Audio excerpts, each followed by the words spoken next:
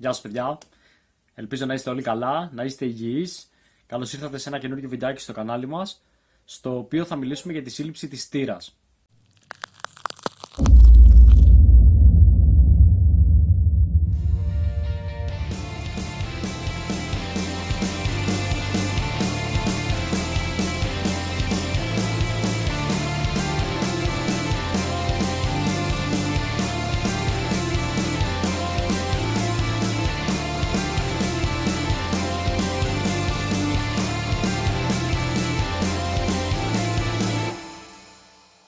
Η στήρα είναι ένα ψάρι με το οποίο μπορώ να πω ότι έχει έρωτα όλη η παρέα μας, και εγώ και ο Δημήτρης και ο Γιάννης, καθώς είναι τρομερή στο κυνήγι της και είναι πολύ εντυπωσιακό ψάρι από όλες τις απόψεις. Τι την κάνει όμως να ξεχωρίζει από τα υπόλοιπα θηράματα?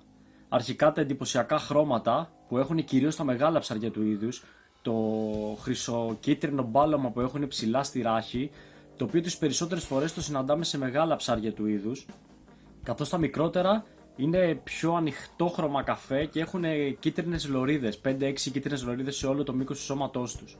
Έχουμε παρατηρήσει ότι τα μεγάλα ψάρια που έχουν το έντονο κίτρινο μπάλωμα και λευκή κοιλιά είναι αρσενικά. Δεν έχουμε πιάσει ποτέ κανένα τέτοιο ψάρι που να είναι θηλυκό. Κάτι το οποίο προφανώς δηλώνει ότι η στήρα είναι και αυτή ερμαφρόδιτη όπως ο ροφός, και όσο μεγαλώνει, τα μεγάλα άτομα του είδους γίνονται αρσενικά. Δηλαδή, όσο πιο εντυπωσιακά είναι τα χρώματα ενός ψαριού, κατά πάσα πιθανότητα το ψάρι είναι αρσενικό. Σίγουρα αυτό δεν είναι απόλυτο, και ούτε είμαστε ηχθειολόγοι για να πούμε ότι είναι 100% έτσι.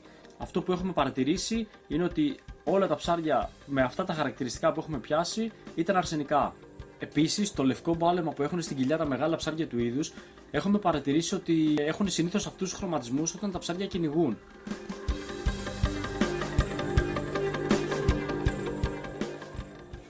Γεια σας παιδιά, σε αυτό το βίντεο θα μιλήσουμε για τη στήρα. Η στήρα είναι το αγαπημένο μου ψάρι. Θυμάμαι από τότε που ξεκίνησα το ψαροτούφεκο να κοιμάμαι και να ξυπνάω με αυτό το ψάρι στο μυαλό μου. Δεν ξέρω γιατί, μάλλον ξέρω, αλλά το ψάρι αυτό μου είχε κάνει τρομερή εντύπωση από όλες τις απόψεις. Με είχαν οθήσει στο να γίνει το αγαπημένο μου ψάρι οι ιστορίες, ότι το ψάρι αυτό είναι πολύ βαθύ, είναι πολύ δύσκολο να πιαστεί, θέλει μεγάλες άπνοιες. Γενικότερα όλο αυτό το challenge που σου δημιουργεί να πιάσεις κάτι δύσκολο. Τελικά με τα χρόνια, κυνηγώντας το, αντιλήφθηκα ότι εν μέρει είχαν δίκιο αυτοί που μου λέγανε ότι το ψάρι αυτό είναι δύσκολο, γιατί είναι κάποιες φορές δύσκολο. Μιλώντας πάντα στο ανοιχτό νερό και όχι εντός τρύπας, γιατί εντός τρύπας είναι σίγουρα πολύ πιο εύκολο να το προσεγγίσεις όταν είναι εκτός. Η στήρα θεωρώ ότι είναι ένα τόσο εντυπωσιακό ψάρι και ανεβάζει τόσο πολύ την αδρεναλίνη στο ψάρεμα, γιατί είναι ένα ψάρι που μπορείς να το συναντήσεις πραγματικά παντού. Από ρηχά μέχρι βαθιά, σε τόπους με ποσειδονίες, σε λασπώδεις βυθούς με φύκια, σε σφυριδότοπους, σε κοφτά νερά που συνορεύουν με το χάος, παντού. Αυτό το ψάρι πραγματικά μπορεί να είναι παντού και ανα πάσα στιγμή. Και αυτό είναι που μας εξητάρει στο κυνήγι της. Αυτό που έχω παρατηρήσει με τη στήρα, σίγουρα στο κυνήγι της, το οποίο το κάνει λίγο πιο εύκολο, είναι ότι όταν το ψάρι αρχίζει και κατηφορίζει προς μια αποχή ή οτιδήποτε, και εμείς με το συρτό μας πάμε ακριβώς στην ουρά του, για κάποιο λόγο επιβραδύνει την κίνησή του και γυρίζει να μας κοιτάξει. Ο λόγος φαντάζομαι ότι είναι ότι μας χάνει το οπτικό του πεδίο και απλά θέλει να κοιτάξει που είμαστε. Σαφώς υπάρχουν και περιπτώσεις όταν το κάνουμε αυτό, μάλλον όταν το κάνω, να το πούμε πιο συγκεκριμένα, το ψάρι επιταχύνει και φεύγει και εξαφανίζεται στο θαλάμι του.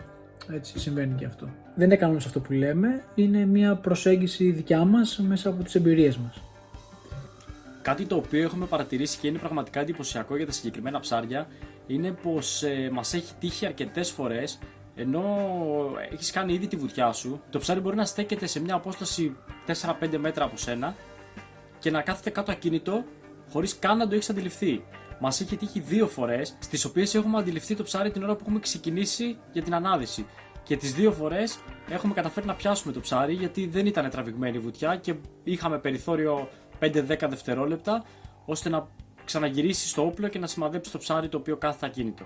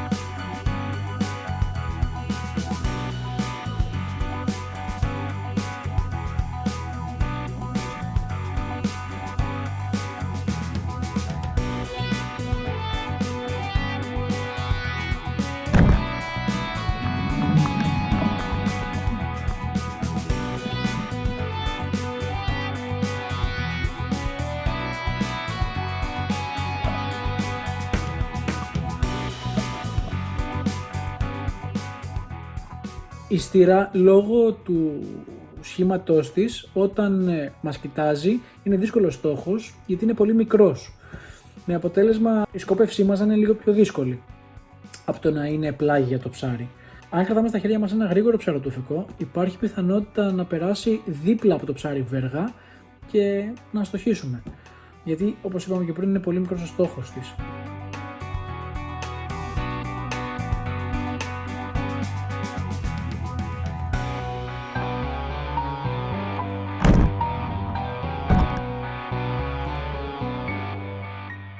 Οπότε πολλές φορές προτιμούμε το ψάρι ή να είναι πολύ κοντά σε εμάς, ώστε να μπορέσουμε να το σκοπεύσουμε καλύτερα, ή να αφήσουμε να στρίψει λίγο, ώστε να έχουμε μεγαλύτερο στόχο.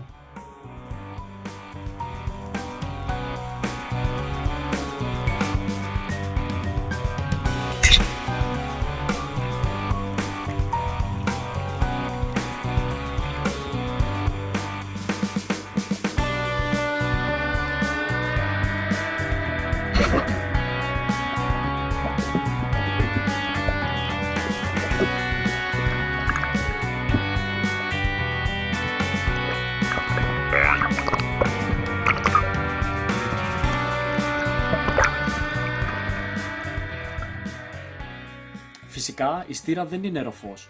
Αυτό δεν σημαίνει όμως ότι δεν χρειάζεται και αυτό το ψάρι να το προστατεύσουμε. Και τι εννοώ? Το όριο της στήρας στο νόμιμο είναι και αυτό 45 εκατοστά, αλλά πολλοί το αγνοούν αυτό και μπαίνουν στη διαδικασία ότι επειδή το ψάρι αυτό δεν μεγαλώνει τόσο πολύ όσο ο ροφός και δεν είναι προστατευόμενο είδος, θα πιάσω όσες στήρες θέλω και όσα στηράκια θέλω. Όχι, δεν είναι έτσι. Θα μας δοθούν ευκαιρίες όπου μικρά ψάρια θα στέκονται μπροστά από τη βέργα μας. Εκεί είναι και που πρέπει να δείξουμε την εγκράτειά μας και πρέπει να γίνει εμφανές ότι το ψαροντούφικο είναι μια ξεχωριστή μορφή αλίας από τις υπόλοιπες, καθώς έχεις την επιλογή να δεις το θύραμά σου πριν το πιάσεις. Αυτή την επιλογή δεν την έχεις ούτε με το καλάμι, ούτε με το παραγάδι, ούτε με τίποτα. Θα μου πεις, δεν έχω ζυγαριά στο μάτι, το καταλαβαίνω. Αλλά είναι διαφορετικό να χτυπήσεις μια στήρα η οποία είναι 42 εκατοστά, 41 εκατοστά, 40 εκατοστά, και είναι διαφορετικό να χτυπήσεις μια στήρα η οποία είναι 25 εκατοστά και βάρους 600 γραμμαρίων. Νομίζω ότι όλοι μας έχουμε αυτή την ικανότητα να κρίνουμε ένα τέτοιο μέγεθος ψαριού και θεωρούμε η παρέα μας ότι έτσι πρέπει να είναι τα πράγματα. Για όλα τα είδη ψαριών. Και φυσικά είμαι ο πρώτος που λέω ότι έχω κάνει λάθος και έχω βαρέσει ένα ψάρι το οποίο είναι μικρό. Το έχω κάνει, ναι. Από εκεί και πέρα όμως που έκανα το λάθος, δεν το ξανά έκανα ποτέ συνειδητά.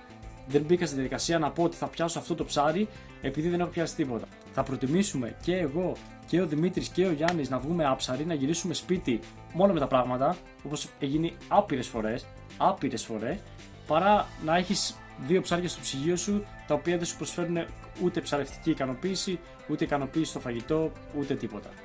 Επίσης το ψάρι αυτό πηγαίνει αρκετά βαθιά. Σαφώς θα το συναντήσουμε και σε ρηχότερα νερά, αλλά μεγάλα κομμάτια αυτού του ψαριού θα συναντάμε σε βαθιά νερά και πολλές φορές και σε μεγάλες ομάδες.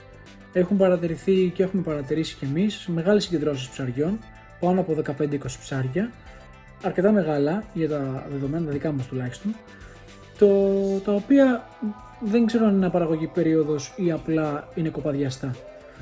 Το έχω μια απορία αυτό, όποιος ξέρει ας το γράψει στα σχόλια. Πάντως έχει παρατηρηθεί να μαζεύονται πολύ συχνά τα ψάρια μαζί.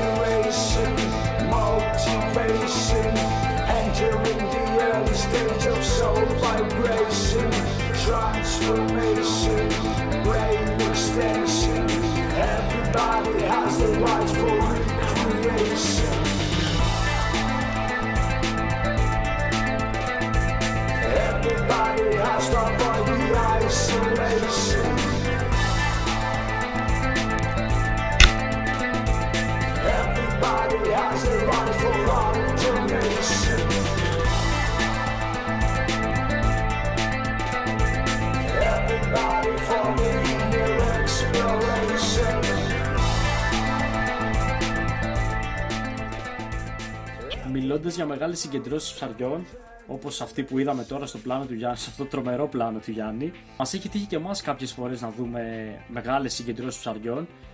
Και ένα τρομερό πλάνο είναι αυτό που θα δούμε τώρα, στο οποίο αν προσέξετε στο βάθος δεξιά φαίνονται αρκετά ψάρια, ίσως 4, 5, 6 ψάρια να φαίνονται στο πλάνο, και έχασα τόσο πολύ την μπάλα όταν έκατσα στο κομμάτι, καθώς η στήρα αυτή η οποία ήρθε ακριβώς μπροστά στο όπλο μου, αστόχησα. Είναι από αυτά που λες ότι δεν μπορούν να συμβούν και όμως συμβαίνουν. Μαζί με τη συναγρίδα, η στήρα και η ξαδέρφη της η πίγκα, θεωρώ ότι σε ψάρια μεγάλου μεγέθους είναι, νομίζω, ότι καλύτερο για οποιονδήποτε ψαροτουφικά. Οπότε γι' αυτό την αγαπάω τη στήρα και δεν νομίζω ότι θα βαρεθώ ποτέ να την κυνηγάω και να τη χαζεύω πολλές φορές.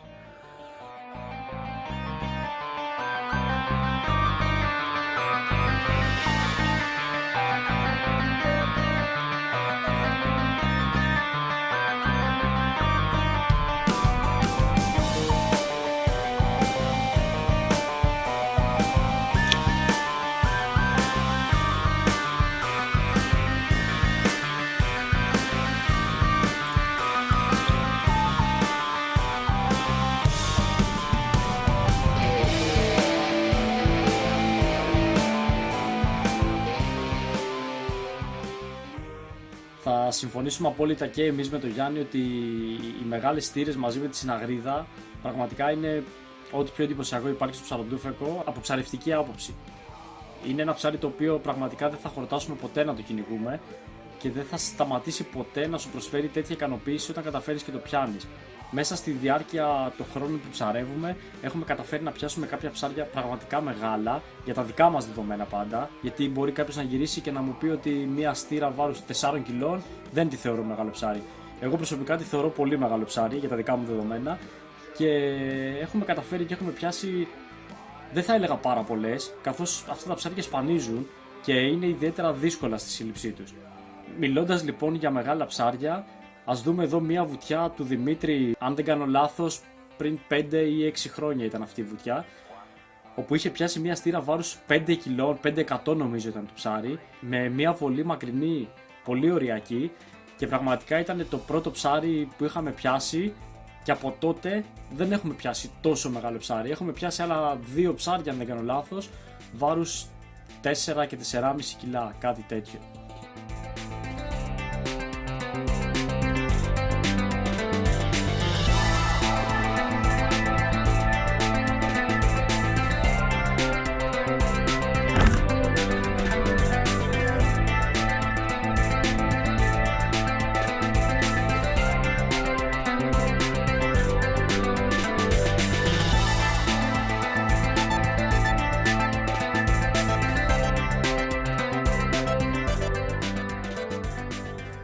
Δεν είναι λίγες οι φορές που έχουμε βρει κάποιες στήρες παρέα με ροφούς. Χαρακτηριστικό παράδειγμα είναι αυτή εδώ η βουτιά τώρα που θα δούμε του Γιάννη, στην οποία όταν ο Γιάννης κάθεται πάνω στο κόψιμο παρατηρούμε 3 ροφούς να στέκονται από κάτω, τους οποίους ο Γιάννης θα αγνοήσει και θα κατευθυνθεί ακόμα βαθύτερα και στο κάτω σκαλοπάτι της άμμου καρτερεύει μια στήρα, την οποία και θα πιάσει.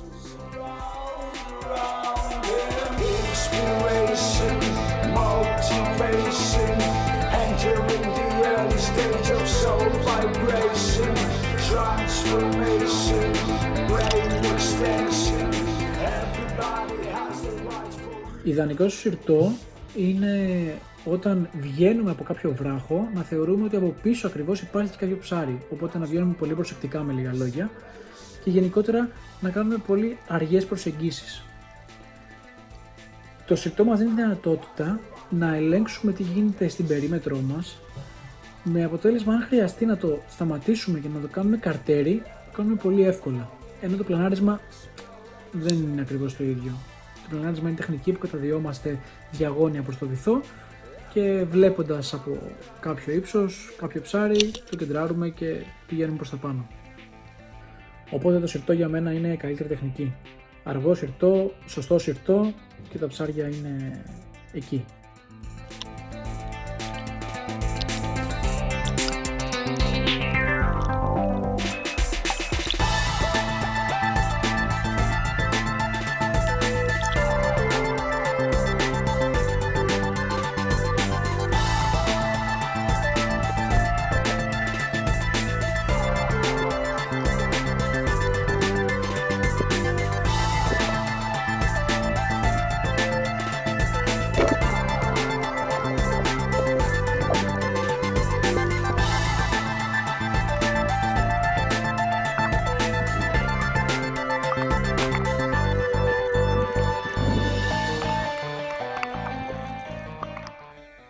λες λοιπόν για την τεχνική, θα συμφωνήσω και εγώ με τον Γιάννη, όπως και ο Δημήτρης, ότι το συρτό είναι μία από τις αγαπημένες μας τεχνικές και είναι μία πολύ αποδοτική τεχνική, καθώς αν βγεις σε ένα κομμάτι κοντά στα βράχια και σιγά σιγά μπορείς να έχεις επίβλεψη πολύ μεγάλου μέρους του τόπου στον οποίο ψαρεύεις. Έτσι μπορείς να αντιληφθείς ένα ψάρι το οποίο υπό άλλες συνθήκες θα παρέμενε αθέατο. Ωστόσο, ο λόγος που η στήρα είναι τόσο εντυπωσιακή στο κυνήγι της είναι ότι ενδίδει και σε άλλες τεχνικές, όπως το καρτέρι.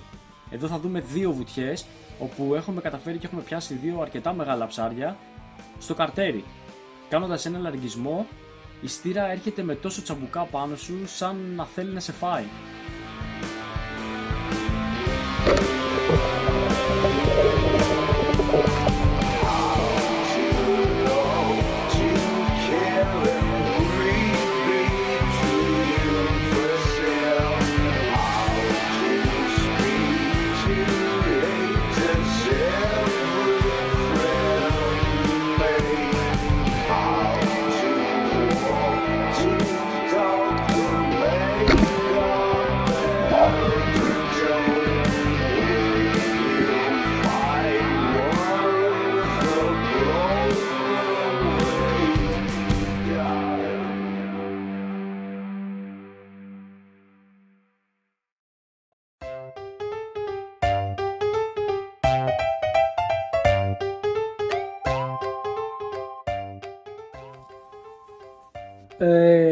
Αν σε ένα πλανάρισμα το πάρεις από πίσω, έχουμε... Επειδή... ενώ κάνεις ένα συρτό καρτέρι, πας δηλαδή και κάνεις καρτέρι και τραβιές, Το σχήμα της είναι... το ψάρι επί τόπου. Ισχύρα...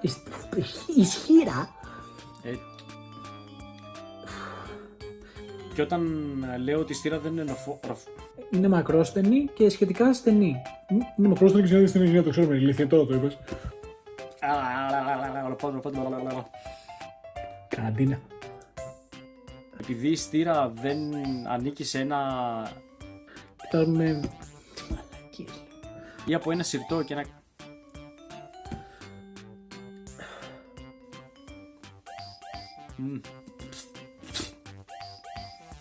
Γρήγορο τουφέκι, ένα γρήγορο πλοίο τουφέκι. Έχει παρατηρηθεί ότι υπάρχει πιθανότητα να περάσει... Αυτό ήταν το βίντεο, παλικάρια μου. Ελπίζω να σας άρεσε. Να ξαναπώ άλλη μια φορά ότι τίποτα από αυτά δεν είναι απόλυτο, καθώς όπως ανέφερα και πριν δεν είμαστε ούτε ηχθειολόγοι ούτε επιστήμονες της θάλασσας ούτε τίποτα. Εμείς απλά παραθέτουμε τις εμπειρίες μας και προφανώς όσες περισσότερες εικόνες έχεις μαζέψει, τόσο πιο ασφαλές μπορεί να είναι και το συμπέρασμα που μπορείς να βγάλεις, χωρίς όμως αυτός να σημαίνει ότι είναι και έτσι. Ελπίζουμε να σας άρεσε το βίντεο. Πείτε μας στα σχόλια αν έχετε κάποια δικιά σας εμπειρία ή κάτι βρίσκεται διαφορετικό από αυτά που είπαμε. Και ένας μήνας έμεινε, κάντε υπομονή. Να έρθει 1η Ιουνίου και ελπίζω να μπορούμε να πέσουμε στο νερό τότε. Καλές θάλασσες, παιδιά!